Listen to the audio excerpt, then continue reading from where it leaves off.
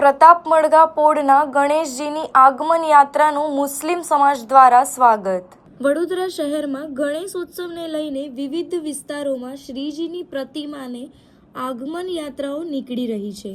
ત્યારે પ્રતાપમડગા પોળના ગણેશજીની આગમન યાત્રા પાણીગેટ દરવાજા પાસે પહોંચી હતી, જ્યાં મુસ્લિમ સમાજ દ્વારા ગણેશજીની આગમન યાત્રાનું ભાવભેર સ્વાગત કરવામાં આવ્યું હતું। પાણીગેટ દરવાજા પાસે કોમી એકતાના પ્રતીક સમાન આ મસ્તાન બાવા કમિટીના હાજી દસ્તગીર ભોલુ બાપુ, ધાર્મિક શાહ સહિત મુસ્લિમ સમાજના આગેવાનો અને યા મસ્તાન બાવા કમિટીના સભ્યો દ્વારા પ્રતાપમડગા પોળના આગેવાન જય ઠાકોર અને સર્વજલ વ્યાસ સહિત ગણેશજીની આગમન યાત્રામાં જોડાયેલા આગેવાનોનું સ્વાગત કરવામાં આવ્યું હતું।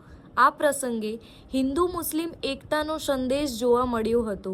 વડોદરા શહેરને સંસ્કારી નગરી તરીકે ઓળખવામાં આવે છે, ત્યારે વિવિધ ધર્મના લોકો એકબીજાના તહેવારોમાં સહભાગી બનીને ભાઈચારો અને કોમી એકતાની અનોખી મિસાલ રજૂ કરી રહ્યા છે।